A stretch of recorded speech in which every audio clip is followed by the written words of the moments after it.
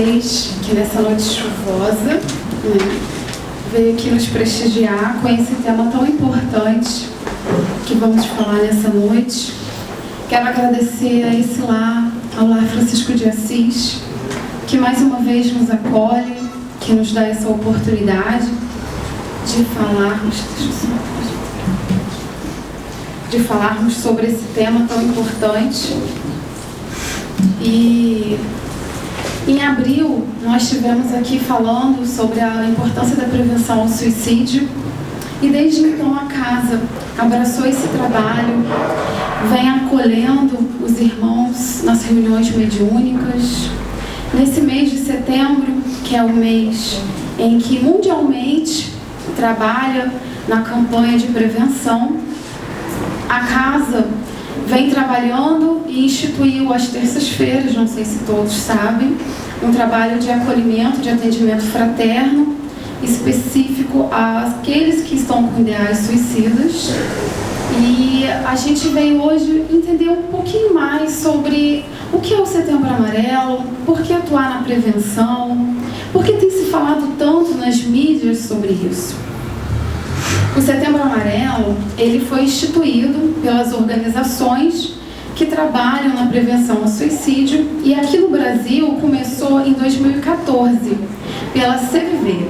A CVV é um centro de valorização da vida que, desde a década de 70, vem trabalhando no apoio emocional àqueles com ideais suicidas. Desde então, eles vêm fazendo um trabalho de apoio emocional, de acolhimento, através da internet, por chats, pelo telefone, apoiando essas pessoas. E a gente vai ver nessa noite de que a melhor ferramenta que a gente tem é falando sobre o suicídio. É acabando com o tabu, com o preconceito que envolve essa temática. E por isso, se instituiu essa campanha com o objetivo de levar as pessoas à conscientização do que é o suicídio e de como que cada um de nós podemos atuar na prevenção. E a cor amarela foi a cor escolhida por essas organizações. Eu pessoalmente achei uma excelente escolha, porque o amarelo, ele é uma cor que eu sempre falei, é a cor que fala da vida. Ele traz um sentimento de alegria, ele traz energia, ele traz esse estado de espírito. E é esse estado de espírito que nós temos que nos envolver, para que a gente possa envolver esses irmãos também. Falar sobre suicídio é falar sobre a vida, é falar que a vida vale a pena sim ser vivida. Como a gente viu nessa música linda que o Vitor tocou pra gente, das Noites Traiçoeiras, que é uma música que eu acho perfeita, mesmo nas noites sombrias, mesmo quando a nossa cruz pesar, Jesus, Deus está conosco e Ele nos quer ver sorrindo. E por isso que essas organizações, compreendendo a importância de fulminar esse sentimento no coração de cada um de nós, e principalmente daqueles que já estão com pensamentos suicidas, escolheu essa cor tão perfeita. Nós precisamos refletir sobre esse dado. Esse dado, desde quando eu comecei a estudar, é um dos que mais me comoveu. A Organização Mundial de Saúde, quando fez um levantamento em 2014, publicou uma cartilha trazendo dados e esclarecimentos do porquê atuar na prevenção do suicídio. E um dos dados que estão lá nessa cartilha, publicada em 2014, de estudos feitos em 2012, eles nos revelam que 90% dos casos de suicídios eles poderiam ser prevenidos. E esse dado por si só, ele já nos faz conscientizar da importância de atuar na prevenção. Se tantos casos de suicídio acontecem e 90% deles poderiam ser evitados, significa que em 10 casos de morte concretizados pelo suicídio, 9 delas poderiam ter sido evitadas por uma atuação que é a nossa proposta de hoje. É falar como a gente pode atuar nessa prevenção. O que eu e cada um de nós que estamos aqui podemos contribuir para diminuir esses dados. E a CVV, a Organização Mundial de Saúde, a Associação Brasileira de Psiquiatria e diversos outros órgãos que trabalham nessa frente, eles nos falam que falar é a melhor solução. Falar é levar o conhecimento às pessoas, é levar a certeza de que tudo tem uma solução. O suicida, como a gente vai ver nessa noite, ele, quando se encontra nesse estado de espírito, ele acredita, do fundo do coração dele, que não existe mais solução. Ele faz, e ele comete, e ele busca esse caminho, porque antes disso, ele já tentou diversos outros meios. E ele se encontra tão adoecido da alma, que ele acredita que não há nada a ser feito. Mas nós, que já temos a luz da doutrina espírita, sabemos que a morte ela não existe. Sabemos que culminar com a nossa própria vida, através do suicídio, é uma das faltas mais graves. E a doutrina, toda a sua obra, traz para a gente relatos do quanto que isso nos complica, do quanto que isso, não no sentido de penalidade, não no sentido de é pecado, mas no sentido de que não vai resolver. De que ir por esse caminho só vai piorar o que a gente já tem. E o mais importante de tudo é a gente buscar todas as ferramentas de consolo que o Espiritismo, o Consolador prometido por Jesus quando esteve aqui com a gente, ele nos enviou. Diversas palavras de consolo e de esclarecimento estão nas obras. São esses instrumentos que nós precisamos levar adiante. Muitas das vezes, relembrar nós mesmos quando vivenciamos esses estados de espírito. Mas principalmente aqueles que já estão enquadrados como suicida. A gente precisa levar esse consolo, esse esclarecimento, o porquê da nossa vida, o porquê de estarmos aqui, o esclarecimento de que estamos no mundo de provas e expiações, que as dificuldades e os desafios da vida fazem parte, e que estamos aqui não apenas para usufruir, não apenas para atendermos os anseios sociais, mas acima de tudo, para evoluirmos. E nessa noite, eu trago também para vocês diversos dados que estão lá na apostila, falando para a gente e demonstrando a urgência desse trabalho. A Organização Mundial de Saúde nos diz que a cada 45 segundos, uma pessoa no mundo culmina com a sua própria morte. E para demonstrar o quanto isso é impactante e grave, a gente elaborou esse programa, a Carolina e o Gustavo, amigos nossos, elaborou esse programa que contabiliza. A cada 40 segundos ele conta. Desde a hora que eu comecei a falar até agora, nós já temos 14 pessoas no mundo que desistiu da vida através do suicídio. E o que é ainda mais grave é que a cada 3 segundos uma pessoa tenta contra a vida. Então, dessas que concretizaram, tivemos a cada 3 segundos alguém que tentou, mas que não conseguiu. E no Brasil, esses dados de 45 segundos é referente ao mundo. Referente ao Brasil, a CVV traz pra gente, e a Associação Brasileira de Psiquiatria, que a cada 45 minutos, no Brasil, uma pessoa desiste da sua vida.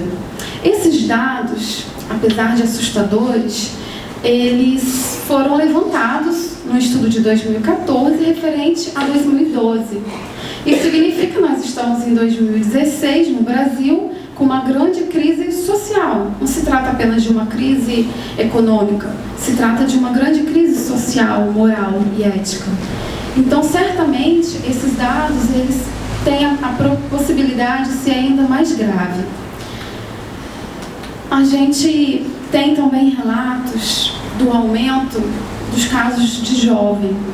A Associação Brasileira de Psiquiatria relata que 30% dos casos de aumento foram em jovens. Pessoas que estão lá no início da sua vida não conseguem suportar os desafios da vida. Não têm o apoio dos familiares que muitas vezes buscam atender às necessidades dos seus filhos apenas com as questões materiais. e se esquece do que realmente a gente precisa do alimento da alma. E o que ainda mais me entristece, nesse final de semana mesmo, eu li em das organizações lá do Sul de Prevenção ao Suicídio, o como tem aumentado os casos de suicídio em crianças. Crianças estão sendo atendidas nos hospitais com tentativas de suicídio. Isso tem ainda mais desesperados todos aqueles que trabalham nessa equipe, porque se trata de uma crise de saúde pública. E a gente vê atingindo a todas as faixas etárias. Não se trata apenas nos casos de adultos, de idosos, igual inicialmente se estudava. Está sendo alcançados a todos. E até 2020, eles nos relatam que vai ter um aumento de 50%. Então, se a gente não consegue ainda desprender de nós mesmos para ajudar esses irmãos que estão sofrendo, a gente precisa pensar que podemos estar vivenciando isso com alguém próximo da gente. A FEB nos fala que o suicídio é uma epidemia silenciosa, porque a gente não sabe o que passa no coração de cada um. A gente não sabe da dor que aquele irmão que está conosco muitas das vezes coloca uma máscara de um sorriso para suportar a vivência na sociedade. Mas a gente não sabe o que passa dentro daquele coração. A gente não sabe o que ele está pensando, o que ele está sentindo. E a gente pode ter alguém ao nosso lado assim. Aqui nessa sala, a gente vai ver, são dados da Organização Mundial de Saúde, que numa sala com 30 pessoas, então acho que já passei. Eu tinha passado direto, desculpa. Numa sala com 30 pessoas, 5 delas já pensaram em suicídio. Isso significa que a gente aqui deve ter em torno mais de 30 pessoas. Temos mais do que 5 pessoas que já pensaram em se suicidar. E temos também esse dado sobre a tentativa, de que as tentativas elas são de 10 a 20 vezes maiores. Então, antes da pessoa culminar, ela tenta reiteradamente culminar com a sua própria vida. E esse último dado que eu vou trazer para vocês, ele mexe bastante com aquilo que a gente acredita. A mídia traz para a gente de que o nosso maior mal é a guerra, é a violência, é o que a sociedade vivencia nesse aspecto. Mas a Organização Mundial de Saúde já relatou desde 2014 que o que mata mais do que o homicídio e a guerra em conjunto é o suicídio. Então vocês podem me perguntar, Alice, mas como então a gente vai atuar nessa prevenção? O que a gente pode fazer para poder evitar com que essa situação, com que essa crise possa aumentar cada vez mais? Eles nos esclarecem que através da informação é a primeira medida que a gente tem. É falando sobre o tema, é fazendo o que a gente já está fazendo aqui hoje. É entendendo o que passa nesse coração, é entendendo que é possível ser evitado, é entendendo como ajudar. E uma das grandes questões é perder o medo que se envolve. Até na casa espírita, se você está com o livro do Memória do Suicida, a pessoa já te olha. Você está lendo esse livro? Esse livro é muito denso. Olha, não leia o livro à noite. Olha, cuidado para ler esse livro. Então, o tabu que envolve essa temática, ela está em todos os lugares. Mesmo a gente que já tem tanta informação nas obras básicas, que tem o tratado de Ivane Pereira sobre o suicídio, nas Memórias de um Suicida, a gente ainda se vê com medo de falar sobre suicídio, com medo de entender. E esse sentimento gera um preconceito, que só piora ainda mais o quadro do suicida. Porque se eu estou aqui pensando no suicídio, se eu já tentei, eu vou ser excluído socialmente, eu e minha família, porque é assim que a sociedade age. Aquela família estranha, todo mundo ali de fulano já morreu de suicídio. Ao invés de a gente olhar de que aquelas pessoas estão precisando de ajuda, a gente muitas das vezes entra nesse perfil de preconceito, de tabu, justamente por não conhecer. Quando a gente teve, na década de 80, essa grande crise da AIDS, qual foi a ferramenta utilizada? Foi a informação, foram os esclarecimentos, foi levar a cada um de que através da prevenção, através de medidas seguras, do sexo seguro, você evitaria aquilo ali. Você evitaria com que você pudesse morrer pela AIDS e que fosse contagiado. E aí o que aconteceu? Hoje é uma doença completamente controlada. Hoje é uma doença que você tem medicamento que as pessoas falam, as pessoas conversam a respeito. Da mesma forma, foi a questão com a dengue. Qual foi a medida utilizada? Informação, campanhas de esclarecimento, campanhas demonstrando o que poderia ser feito. E é por esse caminho que as organizações vêm atuando e que a gente está fazendo aqui hoje. Trazer essas informações para que nós possamos mudar o nosso papel dentro da sociedade. E mais do que isso, para que nós possamos ser agentes ativos dentro da sociedade na prevenção do suicídio. Eu gosto de trazer esse gráfico em que foi levantado que de cada 100 habitantes, 17 já pensaram no suicídio, 5 deles já planejaram como vão se suicidar, 3 já tentaram e 1 culmina com a própria morte.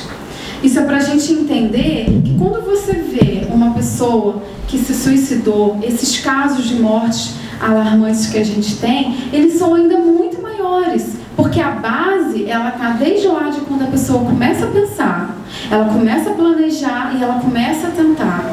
E é por isso que a gente atua na prevenção, porque se a gente identifica essa pessoa desde quando ela está com os pensamentos, a gente consegue levar o auxílio, o amparo para esse coração que está desesperado, a gente consegue salvar uma vida. O suicida, ele não é uma pessoa fraca, ele não é um fracassado, ele é uma pessoa que adoeceu da alma, ele é uma pessoa que está precisando de ajuda. Então, quando a gente às vezes está dentro de um furacão e não consegue ver uma solução, vem um amigo que não está vivendo aquele problema e ele fala: poxa, mas por que você não pensou sobre isso? Olha, tem esse caminho para você ser ajudado. Da mesma forma acontece com o suicídio. Ele está ali no meio das suas dores, no meio dos seus desesperos, seja quais forem as causas que estão levando aquele estado de espírito. Ele não consegue ver a solução. Não é porque ele é fraco, não é porque ele não quer tentar, é porque ele não consegue. E quando ele tenta o suicídio é porque ele já concluiu que não tem outra solução. O nosso papel é levar esse consolo para esses corações, é mostrar para eles que tem sim solução, que por mais difícil que seja, isso também passa, que o nosso objetivo aqui na Terra é evoluir e que por mais insuperável que pareça, a gente precisa vivenciar aquele desafio para que a gente possa crescer. E que o sentimento de quando a gente supera um grande desafio nos torna ainda mais forte. E aí, a nossa proposta dessa noite é nos tornarmos agentes ativos na sociedade, falando sobre o suicídio, que é o que a gente já está fazendo, e nos preparando para sermos agentes ativos. Como, Alice? Desculpa, gente, eu sei muito.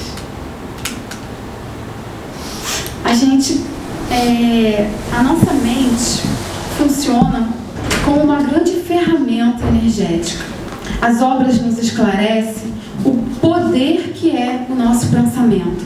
Através do pensamento, a gente consegue alcançar os corações, a gente consegue transformar e a gente também consegue entrar numa faixa vibracional que muitas das vezes nos faz ainda piorar o nosso quadro. Qual é a nossa proposta? Nós vamos pegar a nossa área mental, que eu fiz um paralelo com uma área de trabalho de um computador, e vamos nutrir as nossas pastinhas. A nossa cabeça funciona como um paralelo do computador. Eu tenho a minha pastinha dos meus amigos, eu tenho a minha pastinha do trabalho, eu tenho a pastinha da família, dos estudos, e eu tenho a minha pastinha que é da casa espírita, onde eu vou aprendendo todos os ensinamentos do Evangelho e da doutrina. A nossa proposta é com que a gente possa nutrir essa pastinha para que a gente possa vir a ser acionado pela equipe espiritual para trabalhar na prevenção ao suicídio. Fazendo um paralelo com as redes de telefonias, a gente vai funcionar como agentes vivos dentro da sociedade.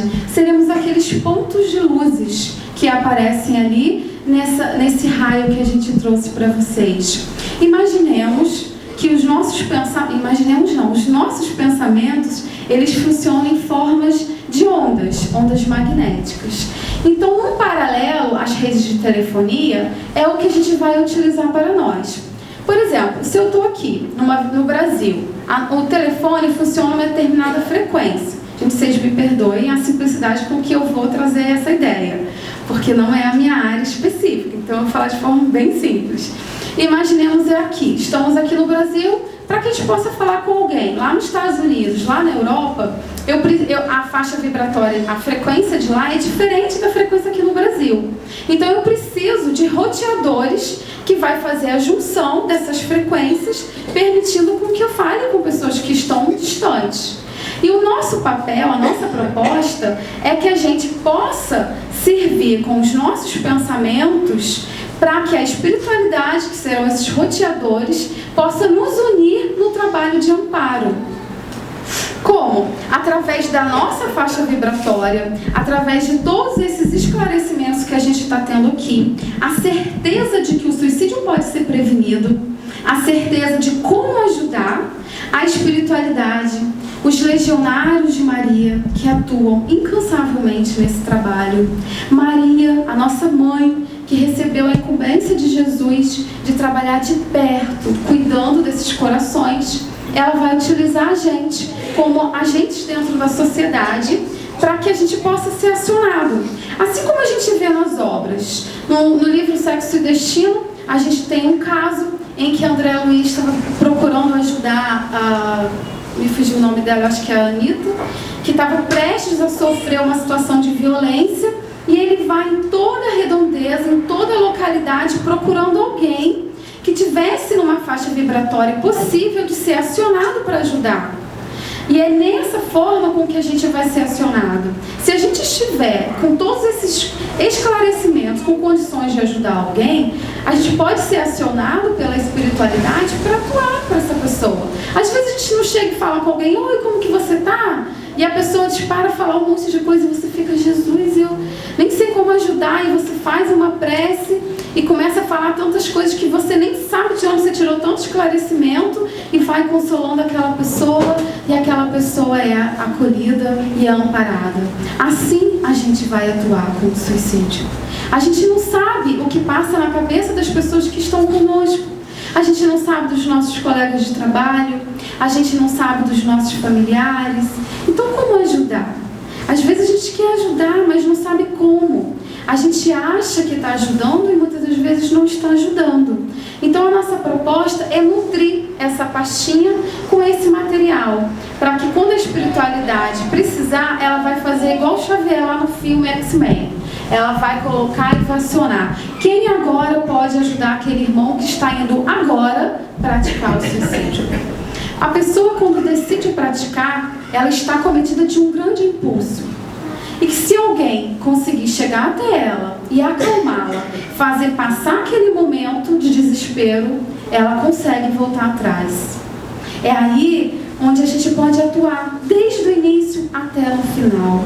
Se eu consigo acalmar aquele coração, seja em estado de prece, a gente consegue fazer com que ele se serenize e volte a ter o seu desejo de viver. A gente vai ver mais à frente sobre o conceito do que é o suicídio, que quando a pessoa ela decide praticar o suicídio, ela ainda vai estar com esse estado de ambivalência. Esse estado de ambivalência significa que, da mesma forma com que ela já decidiu se suicidar, ela também quer viver. O suicida, ele não quer acabar com a morte. Ele não quer acabar com a sua própria vida através da morte. Ele quer acabar com a dor. Ele quer acabar com aquela dor que está corroendo ele por dentro. Ele quer acabar com aquela situação de sofrimento que ele não sabe mais como lidar. É o desespero que abate quando o irmão perde o emprego e se vê desesperado com a sua família. É o desespero de lidar com a sociedade com o sentimento de fracassado pela sociedade. É o desespero de encarar a sociedade que lhe coloca, muitas das vezes, como fora do padrão. Todas essas situações, elas vão aos poucos levando essa pessoa a esse estado de espírito com que ele já acredita que não tem jeito. caminho. E a gente pensa, poxa, mas então quem suicida isso não acontece no meio espírita. Numa das palestras que a gente vem estudando, vem acompanhando, eles trazem um relato de um estudo feito em São Paulo, em que entre as pessoas vinculadas à sua religiosidade, os que mais praticam o suicídio são os espíritas. Sabe por quê? Porque eles sabem que a morte não acaba. E muitas das vezes, mesmo que ele vá sofrer com o processo de desencarne, ele acredita que é melhor passar por aquilo do que vivenciar a dor que ele está vivendo. Vocês imaginam, se a gente já sabe que muitos suicidas conseguem ver o seu corpo sendo comido pelos vermes, como está lá no céu e inferno, eles preferem passar por isso do que viver a dor que eles estão vivendo. É tão profunda que ele prefere esse caminho do que lidar com o que ele está vivenciando. Por isso que eles trazem pra gente que é um desfecho de uma série de fatores. Não é um caso isolado. A gente viu muitos nesses últimos meses, bastante casos sendo trazidos pelas mídias de pessoas que se suicidaram e ainda mataram seus familiares. Não foi um fato. As organizações mundiais de saúde, a Associação Brasileira de Psiquiatria, ela nos esclarece que não é um fato isolado. Não é a perda de um emprego, não é um caso de separação, não é um fato isolado. São diversas situações que vêm fazendo com que a pessoa busque esse caminho, e existe que aquele ali é a gota d'água. Então não significa que isso começou naquele momento.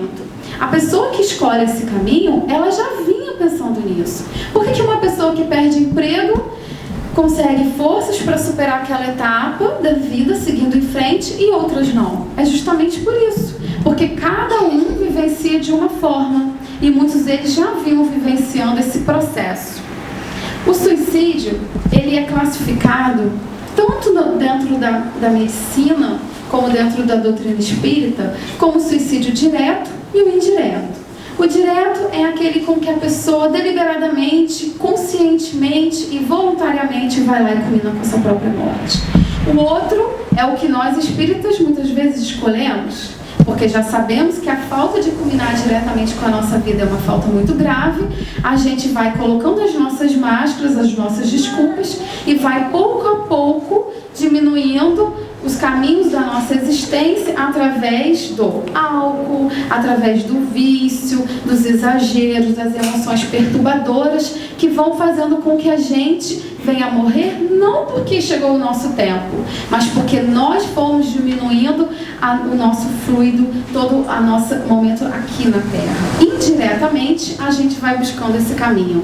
E eu venho lembrar vocês, para que a gente possa buscar mais esclarecimentos, nutrir a nossa pastinha, que Kardec, desde lá no início, ele traz diversos temas sobre o suicídio. Vejam que desde aquela época, ele já levantou a bandeira de quanto era importante trabalhar na prevenção. Não se trata de uma hipótese de outros esclarecimentos, igual a doutrina nos traz, sobre a lei de reencarnação, a lei de justiça. Ele traz um fator social e coloca no Livro dos Espíritos um item inteiro no Evangelho, um capítulo inteiro no livro Céu e Inferno, trazendo relatos, para que a gente possa compreender o que levou aquela pessoa a fazer aquilo, quais foram as consequências desses atos. Então a doutrina, desde o início, ela já faz esse chamado para que a gente possa compreender e lidar na prevenção.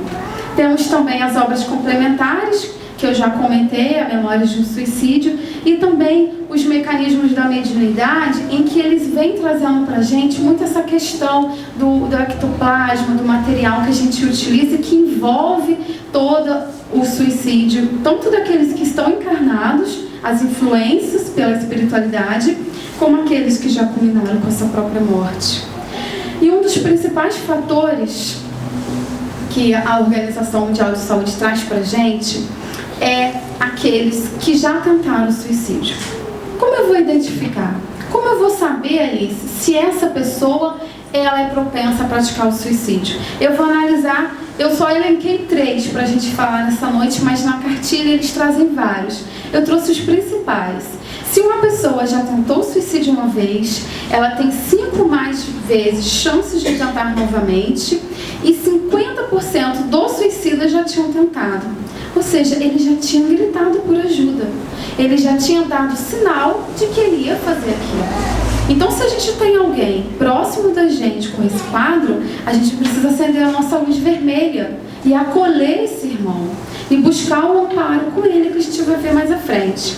E outro ponto são as doenças mentais, que da mesma forma como acontece com o suicídio, ela ainda enfrenta um grande preconceito. Falar que você vai ao psicólogo já gera uma estranheza. Muitas pessoas já te olham, essa pessoa é meio estranha, ela vai ao psicólogo. Se você falar que você foi ao psiquiatra, você é louco. E não anda com essa menina não porque ela é louca, ela vai ao psiquiatra. E é comum, isso é muito forte. Eu faço terapia há 5 anos. E quando eu falo que eu faço terapia, as pessoas, eu percebo nitidamente. E eu faço até questão de falar para observar, mas não é possível que isso ainda é assim. Mas as pessoas dão aquela olhada assim, aí começa a reparar os seus atos. Gente, ir ao psicólogo é buscar lidar com as suas dores. É buscar tratar as suas angústias. Buscar o psiquiatra é necessário daqueles que estão doentes e que precisam também do medicamento. A depressão é uma das causas que mais está gerando afastamento no trabalho, porque as pessoas não estão conseguindo lidar com a sociedade vazia com que a gente vive. A gente teve uma fala aqui que a gente falou sobre o autodescobrimento e a gente trouxe diversos fatores que levam as pessoas a essas angústias, a esse vazio, com que a vida não parece ter sentido para existir. E esses estados espirituais, eles vão levando as pessoas num estado de tristeza profunda. Não é uma leve tristeza. Eu escutei uma definição falando que a pessoa que encontra-se com depressão, ela está doente da vontade. Eu achei essa definição perfeita. Porque quando você tem alguém próximo que está com depressão, o que a gente faz normalmente? Levanta daí! Você tem tudo na vida, você tem uma família que te apoia, você tem isso, você tem aquilo, você é saudável. Larga de ser bobo, você nem tem uma doença, não tem um câncer, aí começa a trazer várias doenças fortes para fazer com que você se sinta ainda pior. Você já está no buraco, você já está sentindo a sua vida toda cinza e ainda vem alguém te dizer isso. E essa definição de que a depressão é uma doença da vontade, ela se encaixou perfeitamente. Porque não é o sentimento que envolve a pessoa com a depressão, a doença da depressão diagnosticada, não é porque ele não quer. Ele não consegue mais ter forças. Ele não sente vontade de levantar da cama. Ele não sente vontade de viver. Ele não sente vontade de superar os seus problemas. É como se dentro dele tivesse tudo enfraquecido. O mundo fica cinza assim. O mundo se torna sem sentido. E faz com que as pessoas percam o ânimo de viver. E por isso que é a segunda causa, um dos fatores de risco maiores do suicídio. A pessoa com uma doença mental, e dentre delas uma das que mais geram é a depressão, ela chega no momento que a sua dor é tão profunda, que lhe corrói por dentro, que lhe faz perder a vontade de sorrir, que ela parece que não tem nada mais dentro dela. Ela fala, não tem mais por que viver. Ela não consegue encontrar razões para a sua existência. Por mais que a doutrina venha e nos esclarece, olha, você está aqui por isso, o objetivo da nossa encarnação é essa, isso também vai passar, ela não encontra forças. É por isso que é necessário combinar também o tratamento, não só o tratamento na casa espírita, mas o tratamento com o médico psiquiatra, o tratamento com o psicólogo e o mais importante, que todos os psiquiatras dizem, é o apoio familiar, é o apoio dos amigos, é alguém do seu lado para dizer, olha, eu estou com você, olha, eu não consigo saber o que está acontecendo dentro do seu coração, mas não me importa, eu não preciso entender, eu não preciso compreender para ajudar o outro, eu não preciso acreditar, eu só preciso dar a minha mão para essa pessoa e falar: eu estou aqui com você e aqui eu vou ficar. E confia, meu irmão, confia, porque isso passa. E pega no ombro dele, na mão dele, e leva para fazer o tratamento. Leva para buscar ajuda, porque tem cura. A depressão tem cura, sim. E a gente precisa levar isso para todas as pessoas. Ser uma ferramenta de acabar com esse preconceito que envolve as doenças mentais. Porque receber o desprezo só piora ainda mais esse quadro. Só faz com que a pessoa se sinta ainda mais inferior. E faça com que ela decida, muitas das vezes, a tirar a sua própria vida. E a gente traz aqui um outro fator, que é a desesperança, o desespero, o desamparo e a impulsividade. O desespero a gente coloca muitas das vezes quando a pessoa perdeu o emprego, quando a pessoa perdeu um familiar que para ela era tudo na vida dela. O filho que lhe motivava a existência veio a adoecer e morrer. Quantas mães ficam desesperadas? Quantos maridos e esposas perdem o sentido da vida quando perdem um familiar? E são esses fatores que vêm acarretando com que a pessoa adoeça, com que a pessoa vai buscar e acreditar que o suicídio é o melhor caminho. E se a gente está ciente, se eu estou observando que aquela pessoa está impulsiva, que ela tem andado desesperada, que ela perdeu a esperança na vida, eu preciso acender a minha luz vermelha e envolver esse coração. E a gente traz umas sugestões de tratamentos que estão lá na Organização Mundial de Saúde. Não é a minha área profissional, eu não detenho esses conhecimentos, eu busquei em fontes seguras para a gente trazer aqui para vocês. Eles falam da paciência e da resignação, da certeza da vida futura, da confiança em Deus e da ocupação útil através do trabalho. Eles vêm trazendo como o trabalho é importante na recuperação das pessoas, o como que se sentir pertencente a algo faz com que eles tenham vontade de viver. Eu tive um caso recentemente de uma pessoa que me procurou para uma ajuda profissional e ela estava sendo aposentada por invalidez depois de 3 anos fazendo um tratamento de depressão. E ela me relatou que ela desenvolveu os quadros de depressão, de pânico, por conta de um marido que a violentava em casa. E ela estava ali desesperada porque ela precisava voltar ao trabalho. E quando eu vi aquele cenário, eu falei com ela: não, você precisa voltar ao trabalho, porque é o trabalho que vai te dar forças para viver. É o trabalho que vai fazer com que você tenha ânimo, que faça você sentir pertencente a alguma coisa. Por isso que o trabalho é de suma importância. A confiança em Deus, a certeza da vida futura faz com que venha esse estado de esperança, de calmaria, de quando você acredita que existe um amparo, que existe um propósito para tudo, você consegue desenvolver essa calmaria em seu coração. E um dos sinais de alertas que a gente também elenca é já ter tentado suicídio alguma vez, a gente já comentou, ser familiar, amigo ou conhecido de alguém que já tentou o suicídio alguma vez. Por quê? Se ele foi por aquele caminho, às vezes a pessoa se sente motivada. É melhor a gente seguir por aqui. Divaldo Franco, nosso grande divulgador da doutrina, ele tentou suicídio. Ele relata em uma das palestras dele que a irmã dele se suicidou quando novo. E quando ele foi para a cidade, para ser o provedor da família, trazer o emprego, ele se viu desempregado.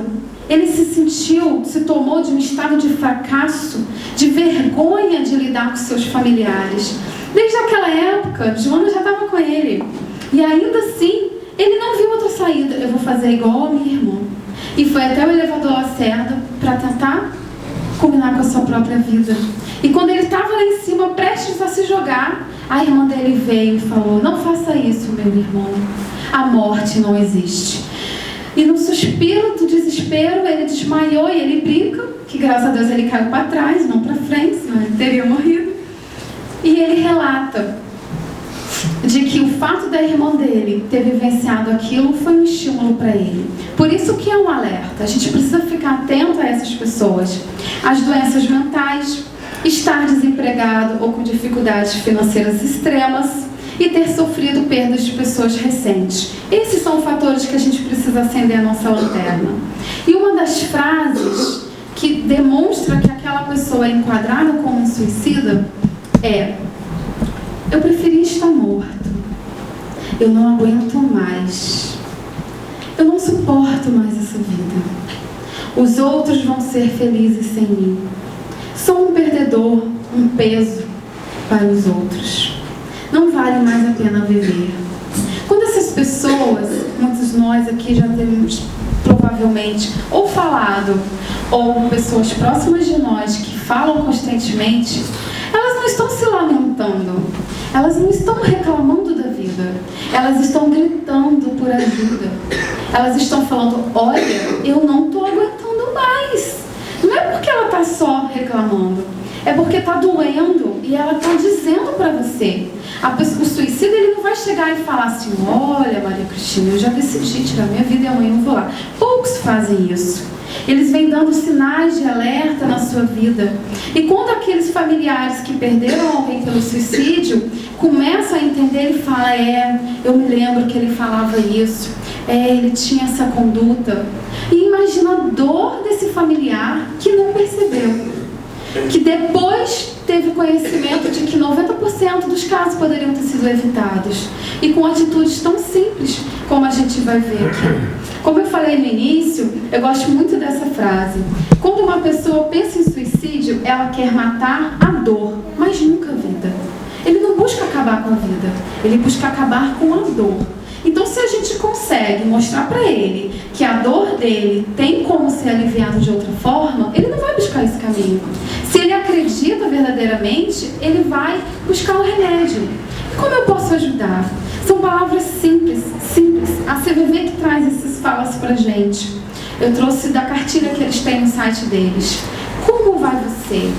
Como eu posso ajudar?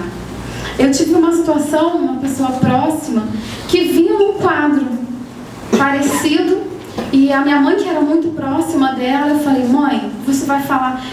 Ela: filha, eu acho que ele está pensando e eu não sei como fazer. Faz a pergunta, mãe. Pergunta: como vai você?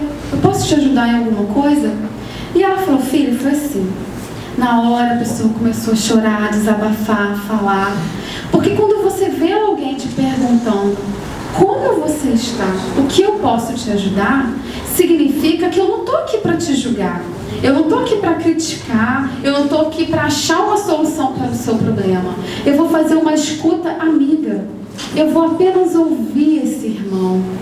Porque o que as pessoas precisam, às vezes, é colocar para fora aquela agonia que está sufocando ele, que está desesperando, que está corroendo por dentro. E se eu estou ali, do lado, dando apoio, eu vou conseguir aliviar aquela angústia, fazendo com que a pessoa encontre um novo ânimo, uma nova forma de seguir em frente. E o que é muito importante que o CVV fala pra gente é a ideia da escuta ativa. É você apenas ouvir. Eu não preciso falar. Eu fui em algumas reuniões deles, no treinamento que eles fazem, e a gente falava: mas o que eu falo para a pessoa? Não, você não fala nada. Você só pergunta o que você pode ajudar. Porque a pessoa, ela não quer ninguém para falar na cabeça dela. A cabeça dela já está mil por horas. Ela quer alguém que possa ouvir ela. A gente tem paciência de ouvir os nossos familiares? A gente tem paciência de escutar as pessoas? Às vezes a gente deixa até de perguntar: tá tudo bem? Porque você não quer ouvir, você não tá bem. Aí você não é melhor nem falar que tá tudo bem, porque vai que a pessoa fala que não tá e começa a chorar e começa a falar. E a gente às vezes é tão egoísta que nem isso a gente quer fazer. Mas a gente precisa praticar esse trabalho de caridade e de amor, porque a gente também muitas vezes nos encontramos nesse momento. Quantas vezes a gente vem para a casa espírita fazer o atendimento fraterno porque a gente se sente sozinho, porque a gente só quer alguém para nos ouvir. E imagina essas pessoas que estão aflitas. E eles trazem para a gente também essas perguntinhas: como identificar e abordar? Se você perguntar para a pessoa: você tem planos para o futuro? E ela disser não, você já acende uma luzinha. A vida vale a pena ser vivida? Ah, não, a vida está muito difícil, não vale a pena não. Você acende outra luz. E se você perguntar: se a morte viesse nesse momento, ela seria seria bem-vinda? Muitos vão dizer, seria um alívio. E aí você acende todas as luzes, porque essa pessoa pode já ter decidido se matar. E você pode estar ali, sendo um instrumento de Deus para ajudar, para levar um consolo, para mostrar para ela outros caminhos a serem seguidos. E a gente traz para você todos os tratamentos que a gente viu relacionados a todas as causas, todos os fatores que levam as pessoas. Esses são os principais. É o tratamento médico-psiquiatra para a pessoa que está com as doenças mentais. É a psicoterapia para que ela possa se entender, que ela possa resolver aquela agonia que está dentro dela e que ela não sabe mais como lidar. É a religiosidade, o evangelho. Eu não preciso trazer ele para a casa espírita. Se ele é evangélico, leva ele lá para a igreja. Leva ele para o lugar onde ele encontra o evangelho dentro do coração dele. O importante é ele sentir a presença de Deus. As religiões são só caminhos. Cada um busca o caminho que lhe toca o coração. Então a gente precisa inclusive ter essa sensibilidade e esse respeito com o próximo que tem uma religião diferente da nossa. Eu não posso falar, olha, vamos lá para o centro espírita que lá você tem. A pessoa é católica, a pessoa é de outra religião, eu não tenho o direito de fazer isso. Eu só preciso acender a fé no coração dela. Dizer, olha, você ainda lembra que Cristo falava que cada um tem uma cruz que consegue carregar? Que nenhum de nós estaríamos sozinhos, que nenhuma ovelha se perderá. São essas palavras de apoio e consolo que a gente vai levar e que elas são universais para todos aqueles que acreditam numa religião, em Cristo ou numa espiritualidade. As reuniões com um grupo de apoio são muito importantes porque eu começo a perceber que não é só eu que vivencio isso, que não é só eu que sou o louco que está pensando nesse monte de coisa. Quando você encontra uma outra pessoa que também está em estado depressivo, ele sente um conforto de quando alguém entende o que ele está sentindo. Fala, eu entendo que a sua dor é insuportável. A pessoa chega a fazer assim, olha, ela só precisava de alguém que entendesse isso. As preces individuais, a gente não pode perder o grande ferramenta que a gente tem. Se eu tenho alguém próximo, se eu conheço alguém, eu posso sozinho vibrar, levo ele para a casa espírita, levo o nome da pessoa, vamos vibrar por esse irmão. A prece vai aliviar aquela dor, aquela angústia daquele coração. O trabalho material, motivá-lo a participar dos trabalhos. O trabalho material, como está lá na doutrina, é tanto o trabalho espiritual como o trabalho material. Seja o que a pessoa tiver com condições de fazer naquele momento. Ela não está em condições de fazer a caridade, vai trabalhar com qualquer outra coisa, com que ela se sinta útil. Ela precisa perceber que ela é útil. E às vezes a gente se acha inútil. Às vezes a gente acha que não vale a pena viver. E é por isso que eles buscam esse caminho. E o trabalho espiritual, como a gente falou, é a caridade que vai nos ajudar. A doutrina, eu só trouxe esse item do Evangelho, do capítulo que fala sobre o suicídio, e ele traz pra gente a calma e a resignação, auridas na maneira de encarar a vida terrestre e na fé do futuro. Dão ao espírito uma serenidade que é o melhor preservativo contra a loucura e o suicídio. Vejam, é a maneira de encarar a vida, é essa maneira que a doutrina nos esclarece, que vai nos mostrar o caminho, o remédio para esses corações. Aquele que está certo de não ser infeliz, senão por um dia, e de serem melhores os dias seguintes, nem que seja na outra vida, eles têm facilmente paciência. Ele só se desespera se não vê o fim para os seus sofrimentos. Então levar esse consolo de que vai passar, pode não ser no momento que às vezes a gente está dentro de um problema de falar, não vai passar, não tem jeito. E se a gente busca todos esses esclarecimentos, a gente consegue nutrir esse coração. Eu gosto de trazer essa imagem porque é assim que a resiliência ela funciona. A gente está lá levando a vida comum, de repente vem uma tempestade que nos balança, parece que vai fazer a vida desabar. E quando a gente consegue se fortalecer, a gente fica firme e como a árvore, no outro dia o sol vem e refloresce novamente. E aí, gente, com toda essa abordagem que a gente fez aqui, com a continuidade do trabalho de cada um de vocês, ampliando os esclarecimentos, desconstruindo o tabu preconceito, a gente vai fazer com que a pastinha da casa espírita, que antes estava ainda um azul mais forte, ela venha a iluminar ainda mais. Ela vai fazer com que a nossa pastinha tenha um material útil para ser acionado pela espiritualidade nesse trabalho. E a nossa proposta para vocês atuarem na prevenção com a gente é de que possamos iniciar uma prece conjunto. No nosso grupo de trabalho, no Recanto da Fraternidade, a gente escolheu as quintas-feiras. Eu fiz um seminário no Pedro sobre a prevenção ao suicídio. As pessoas que lá foram falaram que também estão às quintas-feiras, às 10 horas, fazendo uma vibração para aqueles irmãos. A gente não precisa ir à casa espírita. Eu posso, na minha casa, no meu grupo espiritual, no meu grupo de apoio, fazer, vamos tal dia, tal horário, fazer uma corrente de luz para esses corações. E lembrem, gente, não é para a gente vibrar no estado vibratório daqueles corações. A gente vai vibrar amor, a gente vai entrar em sintonia com os mentores, com a Legião de Maria. A gente vai levar bons sentimentos para que a espiritualidade possa colher essa energia e levar de amparo, assim como a gente está fazendo agora. Desde o início dos preparos, com as músicas, com as preces, a gente já está dando muito material nesse trabalho de prevenção, com a capacitação que a gente está propondo nessa noite e acionando a nossa luz da Casa Espírita para que a nossa área de trabalho possa ainda vibrar nesse trabalho.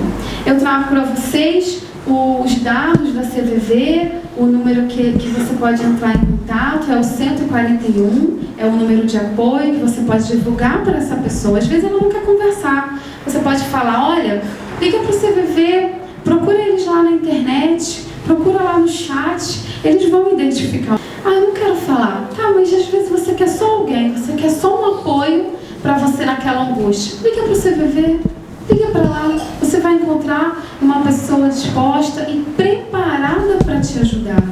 Então é uma grande ferramenta que a gente precisa levar.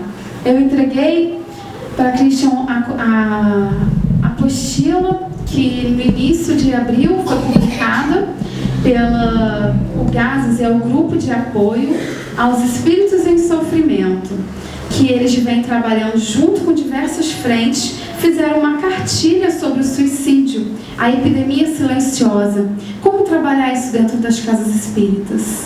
Então existe uma rede de pessoas atuando na prevenção e nessa noite vocês foram convidados a atuar nesse trabalho lindo em prol da vida, em prol daqueles que estão angustiados, que muitas das vezes pode ser nós lá na frente, pode ser um parente, um amigo, e a gente não sabe. E eu trago para vocês esse resultado. Está um pouco próximo do que a gente desenvolveu no trabalho, no Recanto. Foi o nosso primeiro trabalho realizado com essa abordagem de capacitação de trabalhadores para atuarem na prevenção. E a gente teve, na época, o contador nos apontou 112 casos. E aí, o nosso aqui está apontando 89 pessoas. Desde a hora que a gente começou, foram 39 pessoas que se suicidaram no mundo.